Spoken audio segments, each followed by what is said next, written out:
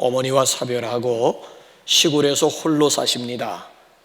서울에 살고 있는 아들이 아무래도 아버지 홀로 시골에 사시는 것이 안 돼 보여가지고 모시고 올라왔습니다. 자, 이렇게 해서 이제 서울에 있는 아들네 집에서 생활하시게 되었는데, 시골에 살다가 서울에 올라오니 얼마나 답답하시면서도 그 시간 자체가 무료하겠습니까? 여러 가지 모습으로 아주 힘들어 하셨습니다. 그런데 가만히 보니까 가정의 위계 질서, 즉 서열을 깨닫게 되었습니다. 가정에서 제일 센 존재가 며느리예요. 자기 아들이 쪽도 못 씁니다. 그러니까 가정 서열 제1호가 며느리인 거예요. 그리고 가만히 보니까 제2위가 손자, 손녀들이고, 3위가 집안에 있는 애완견이고, 4위가 자기 아들이고, 5위가 가정부고, 마지막 6위가 당신 자신이라고 하는 것을 새롭게 깨닫게 되었습니다. 이 며느리가 낮에 밖에 외출을 하고 돌아와서는 가정부를 향해 가지고 자기 아이들 학원 제때 보냈는지를 묻고, 그리고 애완견에게 제때 밥을 주었는지를 묻는데, 할아버지에게 점심 차려 드렸는가를 도대체가 묻지를 않습니다. 그러지 않아도 서울 생활이 아주 답답하기 이를 데 없었는데, 거기다가 이 섭섭한 마음까지 겹쳤습니다. 그래서 어느 날 아무런 얘기도 없이 시골로 내려가면서 아들에게 편지 한 통을 남겼습니다. 불쌍한 사오야, 잘 있거라. 이 6호는 시골로 내려간다. 자기가 자기 아들을 봐도 이게 불쌍한 거예요. 사오야, 잘 있거라. 이 6호는 다시 시골로 내려간다. 요즘 세상이 이렇게 변해 가고 있습니다. 그러니까 부모의 존재가 있어도 그만 없어도 그만. 게다가 늙은 부모 같은 경우에는 소모품 취급을 당하는 그런 별난 세상을 우리가 살고 있습니다. 그래서 일반 사회에서도 효의 실종을 고발하고 있지 않습니까?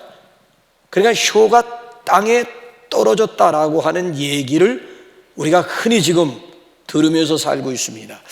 지난주에 통계를 보니까 부모가 되어서 자식들에게 보이고 싶지 않은 또는 하고 싶지 않은 말 3가지가 있다는 거예요. 그 첫째가 뭔가 하면 아프다고 말하고 싶지 않습니다. 정말 안 아파야 되는데 자꾸 아파와요.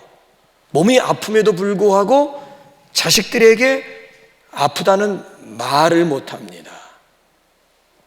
괜히 자식들 걱정할까 봐, 또는 자식들이 귀찮아할까 봐, 아니면 자식들에게 무거운 짐이 될세라 당신 몸이 아픔에도 불구하고 자식들에게 아프다는 말을 못하는 거예요.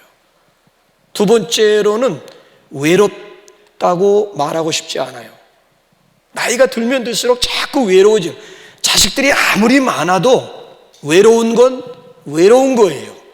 그럼에도 외롭다는 말 한마디를 못합니다. 왜? 혹시 자식들 입장에서 우리가 부모님을 잘못 모셔가지고 우리 부모님이 저렇게 외로워하시나 싶을까 싶어 외로우면서도 외롭다는 말을 못하는 거예요. 세 번째로는 먹고 싶은 것이 있어도 먹고 싶다는 말을 못하는 거예요. 혹시 자식들에게 부담이 되지 않을까 싶어서 정말 드시고 싶은 음식이 있음에도 불구하고 마음껏 자식들에게 먹고 싶다라고 하는 말을 못한다라고 하는 거예요. 이게 부모의 마음이에요. 자식이 뭔지 말이에요. 그렇기 때문에 효도하는 자녀들 입장에서는 자꾸 물어야 돼요. 여러분, 효도가 멀리 있는, 효도의 길이 멀리 있는 것도 아니고요, 그렇다고 어려운 것도 아니에요. 그냥 물으세요. 어디 아프지 않으세요? 심심하지 않으세요? 아니면 뭐 드시고 싶은 거 없으세요? 부모에게 물을 용기가 없으면 자기 자신에게 물어보세요. 혹시 우리 부모님 어디 아프신 거 아닌가? 외로우신 거 아닌가? 혹시 우리 부모님 특별히 뭐 좋아하시는 뭐 드시고 싶은 음식은 없으신가? 자기가 자기에게 효도 아니면 효자 효녀라면 자기가 자기 자신에게 한번 물어보면 부모님이 보이게 되어져 있는 거예요. 아, 외로우시구나. 아, 어디가 아프시구나. 아, 우리 부모님이 이런 음식을 드시고 싶어 하시는구나 알 수가 있는 거예요. 자, 오늘 여기 우리 함께 읽은 이 본문 말씀을 보게 되면은 효도의 길을 우리에게 보여주고 있는데요, 아주 구체적이에요. 너무 추상적으로 효도 생각하지 말라는 거예요. 그 첫째가 뭔가 하면은 부모를 청정하십시오.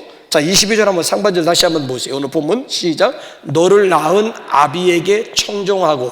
이 청정이라고 하는 말이 뭐지요? 귀담아 들으라는 얘기예요. 그러니까 효도의 첫걸음이라고 하는 것은 들음에서부터 시작된다.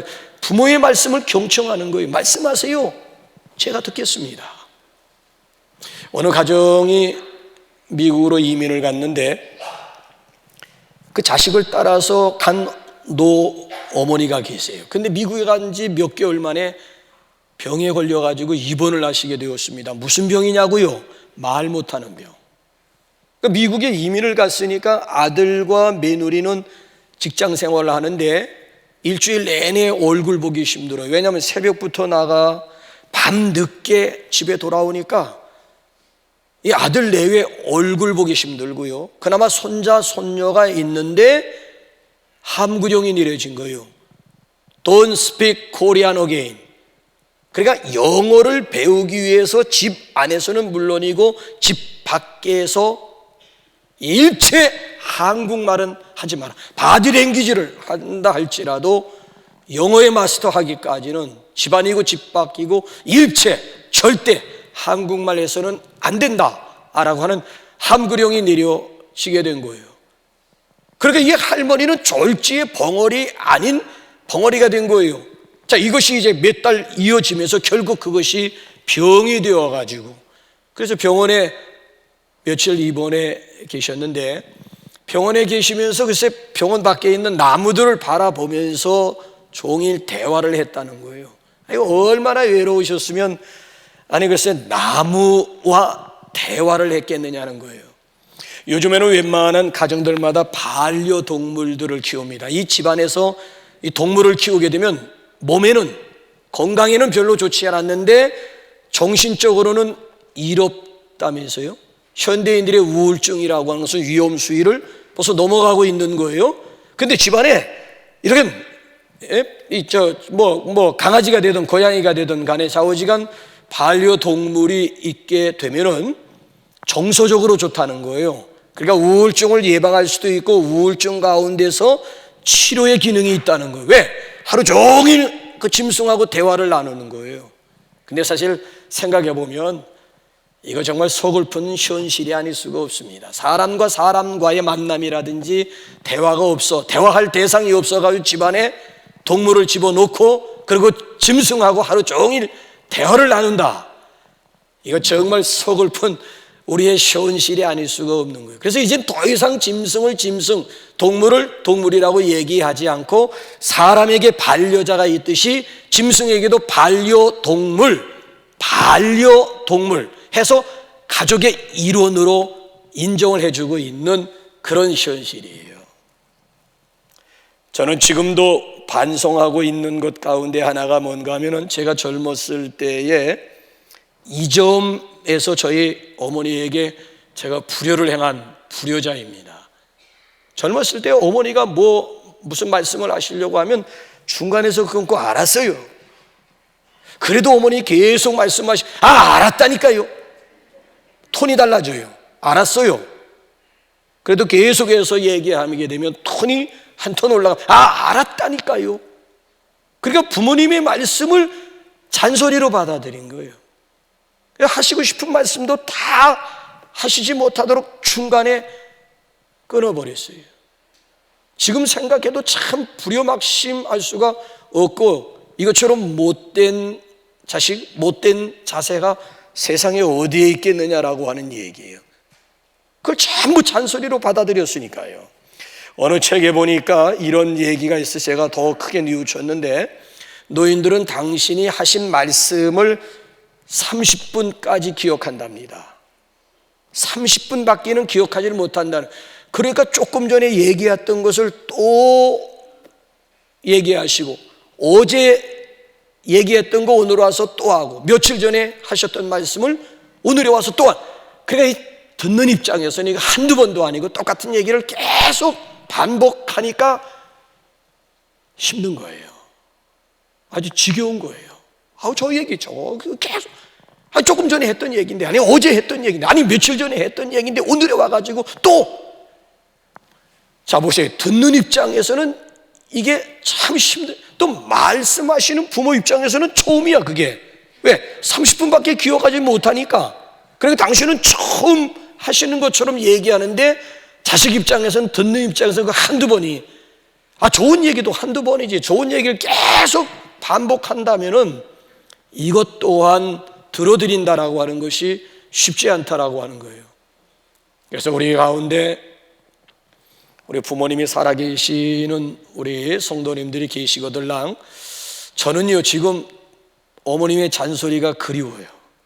아니 살아생전 하실 때는 귀찮게 느껴지더니만 세상 떠나고 나니까 어머니의 잔소리가 그리워지더라고요. 그리워요.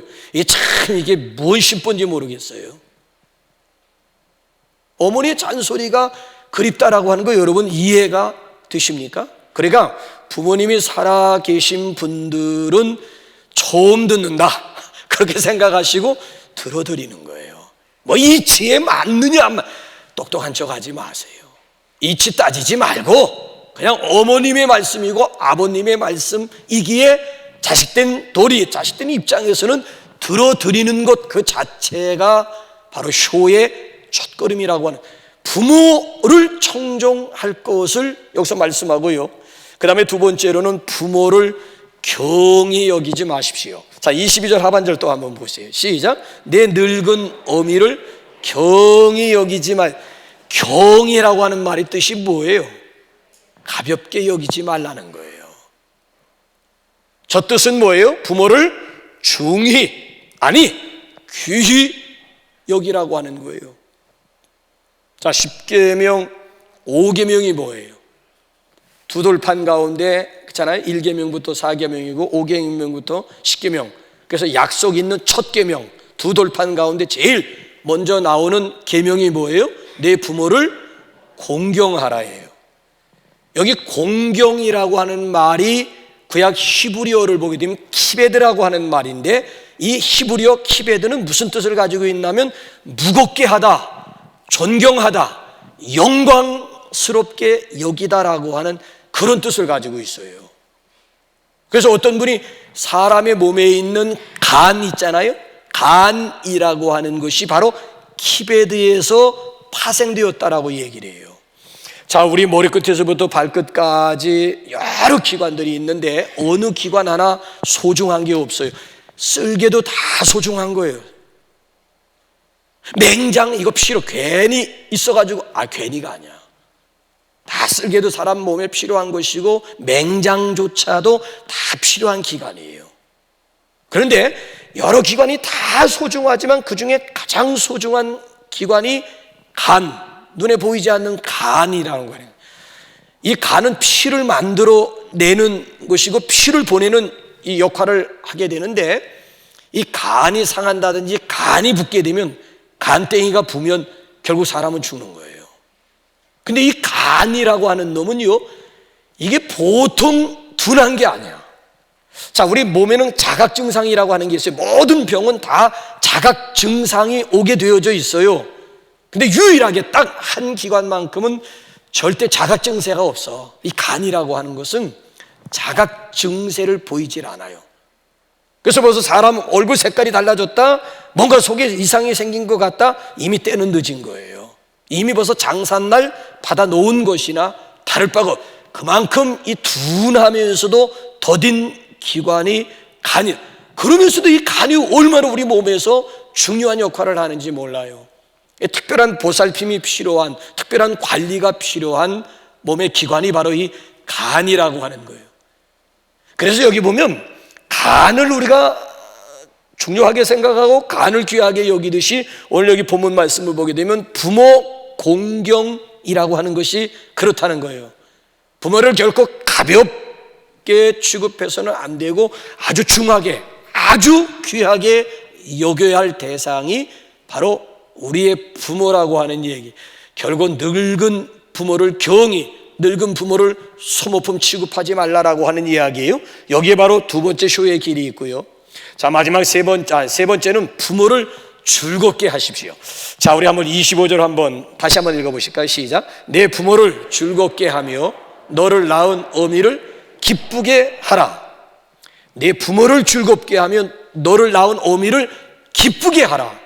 자, 부모를 즐겁게 하고 부모를 기쁘게 해드리기 위해서는 먼저 부모님이 뭘 좋아하시는가를 알아야 되는 거예요. 부모님이 뭘 원하시고 뭘 기뻐하시는지 모르면 자기 중심의 쇼가 되는 거예요. 소위 자기 만족을 위한 쇼, 아니면 보여주기 위한 쇼, 하기 위한 쇼, 아니면 자기 체면, 자기 위신을 위한 자기 중심의 쇼. 부모와는 전혀 상관이, 지 만족을 위해서 부모에게 잘해주는 것이지, 정말 부모가 원하는 게 뭐고 부모가 기뻐하시는 것이 뭔가를 모르고는 진정한 쇼가 이루어질 수가 없다는 거예요. 저희 어머님 같은 경우에는 자식들이 뭘 할 때 가장 좋아하셨는가 하면은, 지금도 곰곰이 생각을 해보게 되면은 자식들이 예배 드리는 걸 그렇게 좋아하세요. 시도 때도 없이 예배 드리는 걸 좋아하는 거예요. 예배당 안에 가서 예배 드리는 것뿐만 아니라 가정 안에서도 예배에 참여하는 것을 그렇게 즐겨하세요. 어느 정도인가 하면은, 저희 어머님이 세상 떠나기 전에 저희 집사람이 어머니를 모시고, 고부간이지 뭐, 아들이 끼면 모를까, 아들도 없이 고부간에 동남아 4박 5일 여행을 한다라고 하는 거 쉬운 얘기가 아니에요. 그런데 저희 집사람이 저희 어머님을 모시고 동남아 4박 5일 여행을 하는데 하루 종일 관광지 돌아다니고 하면 사실 숙소에 들어올 땐 녹초가 되거든요. 그런데 글쎄 저녁을 먹고 숙소에 들어가서 두 사람이 며느리 앞에다 놓고 호텔에서 가정 예배를 드렸다는 거야. 그래서 저희 어린 시절이 생각나더라고요. 제가 어렸을 때 자라면서 저녁마다 가정 예배를 드렸는데, 어느 정도인가 하면은 자식이 4남매인데 4남매 중에 누가 한두 사람이도 피곤하면 먼저 들어가 잘 수 있는 거 그거 깨워 데리고 나와서 예배를 드렸어요. 참 힘들더라고요. 때로는 막 어렸을 때 막 지겹다라고 하는 생각, 지독하다. 아니 그 한두 명 그 잘 수도 있는 거 잠깐 내버려 두고 나머지 가족들하고 가정 예배 드리면 되는 거지. 그 잠을 자고 있는 어린 자식을 깨워가지고 끌고 나와가지고 그 억지로 그 예배 드리게 한들 그 무슨 의미가 있나 싶은 생각도 드는데, 그 정도로 좌우지간 자녀들이 교회 갔다 왔다 예배 드리고 왔다 하면은, 가정 예배 참여한다 하면 그렇게 좋아하셨고요. 또 저희 어머니 같은 경우에는 형제간의 우애를 굉장히 소중하게 생각하세요. 왜냐하면 주변에서 예수 믿으면서 부모, 형제, 친척들을 몰라보는 사람들을 너무 많이 만난 거예요. 그래서 친척들에게 막 빈축을 사는, 저 예수쟁이들 처럼 부모 형제도 몰라보고 친척들도 몰라보고 저 좋아 뭐 이러면서 뭐 빈정거리는 그런 소리를 주변에서 너무, 우리 불신 그런 저 주변에도 많이 있을 거 아니겠습니까? 그러니까 나를 앞에다 놓고 너는 그런 식으로 예수 믿지 말고 그런 식으로 목회하지 마라. 네가 목회가 바쁘다고 목회 힘들다고 해서 형제들을 도외시하고 친척들을 나몰라라 하는 식으로, 그래가지고 무언 본이 되고 그래가지고 무언 불신 친척들에게 전도가 되겠느냐고. 그러니까 네가 해야 할 바는 해야 된다라고 하는 이런 주의예요. 그래서 좌우지간 형제들이 다 함께 모이는 것, 형제들의 그 우애스러운 그런 모습을 굉장히 좋아하셨고요. 또 한 가지 이렇게 기억나는 것은, 어머님이 출석하시는 교회 목사님을 대접해 드리는 것을 저희 어머님은 낙으로 삼으셨어요. 제가 어렸을 때도 기억이요, 목사님 사택하고 멀지 않는 곳에 살았는데 명절 때만 되게 되면은 음식을 만들면 먼저 그 음식 가지고 목사님 사택으로 달려가는 거 있죠. 생전에 춘천에 계셨는데 매주마다 못 내려갑니다. 한 달에 한 2번 정도 이렇게 내려가게 되면 또 미안한 마음도 있고, 굳이 거기까지 가서 또 손수도 이렇게 수고하게 할 필요가 없어서 그걸 모시고 나가지고 이렇게 밥을 사드리곤 했는데, 음식을 시켜서 음식이 나오면 이렇게 보더니 이건 우리 목사님이 좋아하는 건데, 이건 또 우리 목사님. 아니, 목사들을 앞에 놓고 뭘 우리 목사님, 맨 처음엔 그게 조금 좀 거시기 했는데 나중에 가만히 생각해 보니까 어머니의 마음이 여기 있구나. 그래서 그 다음부터는 아예 내려갈 때에는 어머님이 출석하시는 교회 담임 목사님에게 전화를 드리지요. 오늘 점심시간 어떻게 되십니까? 제가 좀 식사를 좀 대접해 드리려고 하는데 시간 괜찮으시겠습니까? 그래서 어머니하고 같이 식사를 왜? 어머님이 기뻐하시니까.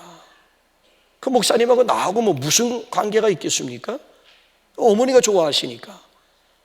그리고 구정이라든지 추석 1년에 큰 명절 2번 있잖아요. 어머니를 찾아뵙기 위해서 내려갈 때에는 반드시 어머님이 출석하시는 교회 목사님 선물, 과일 상자라도 사가지고 이렇게 내려가면서 먼저 목사님 가정에 들려서 인사드리고, 그리고 이제 어머님을 찾아 뵈러 가서 내려오는 김에 목사님 댁에 들려왔다고 하면 또 그렇게 좋아하시는 거예요. 당신이 드시는 것보다도 더 좋아하시는 거예요. 지금 와서도 이렇게 생각해 보면 어머님을 기쁘게 하고 어머님을 즐겁게 하는 방법은 간단한 거예요. 내가 조금만 신경만 쓰면, 내가 조금만 관심만 기울이기만 하면, 그렇다고 돈이 많이 들어가는 것도 아니야. 마음이야, 마음. 관심, 어머니의 관심이 어디에 있는지, 어머니가 뭘 좋아하는지, 어머니가 좋아하는 걸 해드려야 그게 진정한 효도지. 그저 자식된 돌이나 다 하겠다고, 그저 돈 몇 푼, 그저 한 달에 한 번씩 돈 몇 푼 송금하고 돈 몇 푼 던져준다고 해서 좋아할 건 아니잖아요. 여러분, 강아지라고 하는 놈은요, 옆구리를 걷어 찬 다음이라도 먹을 거 갖다 주면 또 좋아해요. 사람은 그렇지 않습니까? 그렇지 않잖아요. 사람이 무슨 떡으로만, 빵으로만 사는 존재도 아니고, 인간이기 때문에 사랑이 필요한 것이고 의미를 먹고 사는 것이 바로 우리 사람 아니겠습니까?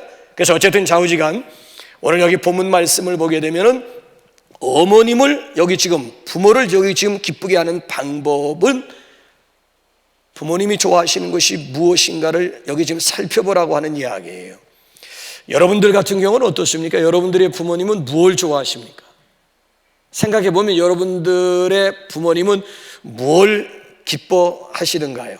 자, 오늘 여기 본문 말씀 보게 되면 네 부모를 즐겁게 하며 너를 낳은 어미를 기쁘게 하라 그랬어요. 이게 진정한 효라고 하는 거예요. 자, 그러면서 대체적으로 일반적으로 부모들은 24절을 즐거워하고 24절을 기뻐한다는 거예요. 자, 24절이 일반적으로 그렇다는 얘기예요. 저희 어머니 얘기를 한 게 아니에요. 대체적으로 부모된 입장에서는 이거를 즐거워하고 이걸 기뻐한다는 거예요. 뭘까요? 한번 24절 한번 보십시오. 시작. 의인의 아비는 크게 즐거울 것이요 지혜로운 자식을 낳은 자는 그로 말미암아 부모가 크게 즐거워하는 것이 뭐예요? 자식이 의로운 사람이 되고 자식이 지혜로운 자식이 되는 것, 이건 부모의 기쁨이요 부모의 영광이라고 하는 거예요. 반대로 여러분 한번 생각해 보세요. 자식들이 여러 명이 있는데 남들 입에 오르내린다든지, 저기 경찰서에서 와라 가라 한다든지, 교도소를 지 집처럼 드나드는 자식이라면 그런 자식을 둔 부모의 마음이 어떠할까요? 반대로 한번 생각해 보면, 고 이병철 회장이 그런 말을 했다고 하지 않습니까? 자신이 마음대로 할 수 없는 것 3가지가 있다는 거예요. 그 중에 첫째가 자식이라는 얘기를 했어요. 이거 자식 내 마음대로 안 된다는 거야. 돈 가지고도 안 된, 이병철 씨가 무슨 돈이 없어가지고, 돈방석에 앉아있는, 가진 건 돈밖에 없는 분인데, 근데 이 자식 문제만큼은 돈 가지고도 이게 안 되는 게 자식이에요. 그래서 자식을 건 낳았지 속 낳았냐라고 하는 말이 그래서 생긴 거예요. 여러분, 그렇습니다. 효가 따로 없어요. 자식인 내가 오늘도 의롭게 살고 경건하게 살고 거룩하게 살고 성실하게 살고 정직하게 살고 지혜로운 자식이 되면 그 자체가 부모의 영광이요 부모의 기쁨이 될 수가 있다는 거예요. 반대로 오늘 여기 24절을 뒤집어 버리게 되면 자식된 내가 불의한 사람이 되고 어리석은 사람이 되게 되면 기쁨은커녕 그 자식은 부모의 근심 덩어리가 될 수밖에는 없다라고 하는 그런 얘기가 돼요. 그러니까 부모들은 자식들의 삶을 보면서 당신 자신의 인생을 평가하게 된다는 거예요. 내 인생의 성공과 실패의 반은 내 자식에게 있다고 해도 지나친 표현은 아니라고 하는 것입니다. 인천 상륙작전으로 우리에게 널리 알려진 메가더 장군이 있잖아요. 이 메가더 장군의 자녀를 위한 기도문이 있는데 그 기도문 내 기도 제목 삼고 싶은 거 있죠. 우리 젊은 부모들에게 정말 소중한 기도의 내용을 좀 알려주고 싶은데, 메가더 장군이 자녀를 위한 기도 가운데 어떤 내용이 있는지 화면 한번 보여주실래요? 나에게 이러한 자녀를 주옵소서. 약할 때 자기를 분별할 수 있는 강한 힘과 무서울 때 자신을 잃지 않을 수 있는 담대함을 주시고, 정직한 패배에 부끄러워하지 않고 대연하며 승리에 겸손하고 온유한 자녀를 나에게 주시옵소서. 생각해야 할 때 고집하지 말게 하시고, 주를 알고 자신을 아는 것이 지식의 근본임을 아는 자녀를 나에게 주옵소서. 바라옵기는 그를 평탄하고 안이한 길로 인도하지 마시고, 고난과 도전에 대하여 분투항거할 줄 알도록 인도하여 주옵소서. 그리하여 폭풍 속에서 용감히 싸울 줄 알고 패자를 긍휼히 여길 줄 알도록 가르쳐 주옵소서. 그 마음이 깨끗하고 그 목표가 높은 자녀, 남을 정복하려 하기 전에 먼저 자기 자신을 다스릴 줄 아는 자녀, 장래를 바라보는 동시에 지난 과거를 잊지 않는 자녀를 나에게 주옵소서. 이것을 다 주신 다음에 이에 더하여 유머를 알게 하시며 인생을 엄숙하게 살아감과 동시에 삶을 즐길 줄 알게 하시고, 자기 자신에 지나치게 집착하지 말게 하시고 겸허한 마음을 가지게 하여 주옵소서. 그리하여 참으로 위대한 것은 소박함에 있음을 알게 하시고, 참된 지혜는 열린 마음에 있으며 참된 힘은 온유함에 있음을 명심하도록 하여 주옵소서. 그리하여 나 아버지는 어느 날 내 인생을 헛되이 살지 않았노라고 고백할 수 있도록 도와주옵소서. 시작이 뭐예요? 나에게 이런 자녀를 주옵소서. 끝이 뭐예요? 그리하여 나 아버지는 어느 날 내 인생을 헛되이 살지 않았노라고 고백할 수 있도록 도와주옵소서. 자식이 바르게 살아가는 모습을 보면서 내 인생은 결코 헛되지 않았노라, 내가 세상을 헛되이 살지는 않았구나, 스스로가 자기 자식을 바라보면서 그런 좀 고백할 수 있도록 하나님의 도우심을 구하고 있는 애비의 마음이에요.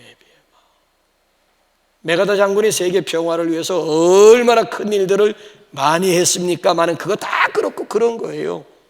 정작 중요한 것은 내 자식들이 바른 길을 걸어가는 모습을 보면서 당신의 인생을 평가받고 싶어하는, 이게 바로 부모의 마음이요 부모의 기쁨이라고 하는 그런 얘기가 되는 거예요. 내 자식들이 훌륭한 사람이 되는 것을 보고 나는 세상을 헛되이 살지는 않았구나, 그렇게 생각할 수 있게 해달라고 하는 소박한 아버지의 마음이에요. 그러니까 부모의 진정한 보람이 어디에 있는가 하면 자식들에게 있다라고 하는 얘기예요. 그렇기 때문에 오늘도 자식된 내 입장에서 내가 의인의 반열에 설 뿐만 아니라 지혜스러운 사람이 된다는 것 자체가 부모의 기쁨이 될 수가 있다는 거예요. 마지막에 우리 쇼의 길은 부모의 존재 가치를 인정해 드리십시오. 끝으로 우리 한번 26절 한번 다 같이 한번 읽어보실까요? 시작. 내 아들아 내 마음을 내게 주며 내 눈으로 내 길을 즐거워할지어다. 내 눈으로 내 길 아버지의 길이에요. 자, 부모가 살아온 길, 부모가 걸어온 길을 즐거워해달라고, 인정해달라고 하는 얘기예요. 부모의 자식됨을 부끄럽게 여기지 말아달라고 하는 얘기예요. 오늘이 5월 8일 어버이날이잖아요. 또 어버이 주일이잖아요. 아침에 이렇게 새벽에 제가 일어나서 거실에 나왔더니 제 성경책 위에 편지가 하나 쓰여 있어요. 막내딸의 편지. 이제 어버이날을 맞이해서 이제 나에게 이제 하고 싶은 그런 말을 했는데, 그 편지 내용 가운데 엄마 아빠의 딸됨을 감사합니다. 엄마 아빠의 딸 된 것을 자랑스럽게 생각합니다라고 하는 그 구절 한 구절이 내 마음에 뭉클함을 주었어요. 아, 내 인생은 헛되지 않은가 보로구나. 엄마 아빠를 부끄러워하는 것이 아니라 엄마 아빠의 자녀됨을 감사하게 생각하고 자랑스럽게 생각한다. 야, 이것처럼 내 목에 힘을 주고 어깨에 힘을 주는 게 또 있을까요? 잠시 후에 또 충주에 있는 딸로부터 장문의 문자가 왔어요. 어버이날을 맞이해가지고 또 딸의 마음을 나에게 전달하는 그 내용을 일부 예배 드리고 올라갔더니만 문자가 이렇게 배달이 되었더라고요. 역시 똑같은 내용을, 여러 가지 내용 가운데 그 내용이 들어있는데, 오늘은 참 아주 예비된 입장에서 내 스스로를 평가받는 그런 시간 같아서 얼마나 참 뭉클한 그런 시간이었는지 몰라요. 그러니까 여기 보면 부모를 부끄럽게 생각하느냐, 아니면 내가 부모의 자식 된 것을 자랑스럽게 여기고 오히려 하나님 앞에 감사하는 마음을 갖는 것 그 자체가 진정한 효가 될 수가 있다라고 하는 거예요. 비록 부모는 나보다 가방끈이 짧을 수 있어요. 나보다 아는 지식이 모자랄 수가 있어요. 어떻게 보면 시대에 뒤처져도 한참 뒤처질 수도 있어요. 근데 부모는 부모 나름대로 내가 흉내낼 수 없는 부모만의 것이 있다고요. 오랜 인생 가운데 성공과 실패를 통한 산 경험을 가지고 계신 분이에요. 연륜이 있고 경험이 있고 역사를 가지고 있는, 돈 주고 배울 수도 얻을 수도 없는 삶의 지혜라고 하는 것이 우리 부모님들에게 있다고요. 그러니까 부모님의 존재 자체를 인정해 드린다라고 하는 것이 진정한 의미에서 효가 될 수가 있는 거예요. 자, 그런데 이 홀 어머니들이 가장 슬프게 생각하는 공통점이 한 가지가 있답니다. 그게 뭔 줄 아세요? 자식 하나 키우면서 온갖 고생을 다 한 거예요. 자, 이제 먹고 쓸 것 아껴가면서 교육시킨 거예요. 더군다나 그 젊은 날에 많은 유혹, 유복자라든지 아니면 어렸을 때 아버지가 세상을 떠난 경우 아버지를 모르고 성장한 자녀들이 많이 있잖아요. 그 젊은 날 얼마나 많은 유혹이 있었겠습니까? 그렇잖아요. 젊은 부인이 얼마나 많은 유혹이 있었겠어요. 그 모든 유혹을 다 물리치고 외롭고 고독하게 자식 하나 바라보고 자식 하나 바르게 키우겠다라고 하는 일념 가지고 온갖 정성을 다 쏟아부었다고요. 그런데 이놈의 자식이 머리가 크더니만 대뜸 제 어머니를 향해서 한다는 소리가, 누가 어머니 보고 혼자 살라고 했습니까? 이런, 누가 어머니 보고 혼자 살라고 했습니까? 이게 자식된 입에서 나올 수 있는 말입니까, 이게? 그러니까 어머니의 마음, 어머니의 소원, 어머니의 이 기대를 전혀 알지 못하는 거예요. 오늘 여기 보는 말씀 보세요. 내 아들아, 내 마음을 내게 주며 내 마음을 달라는 거예요. 물질 몇 푼 던져주면서 자식된 돌이 다 했다고 해서 그 물질에 마음이 담겨져야죠. 마음이 없는 물질, 자식도 무거운 짐이 되는 거예요. 그러니까 소모품 취급 당할 수밖에 없는 거예요. 마음이 빠지면 늙은 부모는 소모품 그 이상도 그 이하도 아닌 것이 되는 거예요. 조금 전에 말씀드렸죠. 짐승은 옆구리 차버리고 먹을 것만 주어도 또 좋아하지만 사람은 그게 아니라니까요. 그래서 여기 보게 되면 내 아들아 네 마음을 내게 다오, 마음 달라는 거예요. 해마다 어버이 주일만 되면 속절없이 눈물 흘리는 분들이 간혹 있어요. 왜? 부모님의 세상을 떠난 거예요. 이제 효도하고 싶어도 마음뿐 후회만 남는 거예요. 자, 이런 분들을 위해서 효도의 길을 하나님께서 따로 마련해 두셨습니다. 효도의 길이 있다고요? 자, 한번 디모데전서 5장 1절 2절 끝으로 한번 우리 읽어볼까요? 시작. 늙은 이를 꾸짖지 말고 권하되 아버지에게 하듯하며 젊은이에게는 형제에게 하듯하고 늙은 여자에게는 어머니에게 하듯하며 젊은 여자에게는 온전히 깨끗함으로 자매에게 하듯하라. 자, 사도 바울이 믿음의 아들 디모데가 에베소에서 목회하고 있는 디모데를 향해서 주시는 말씀이에요. 교회 안에 있는 늙은이, 표현이 죄송합니다만 교회 안에 있는 연세들은, 남자 어른들은 아버지에게 하듯하라는 얘기고요, 교회 안에 있는 나이 많은 여자분들을 향해서는 내 어머니처럼 대하라고 하는 거예요.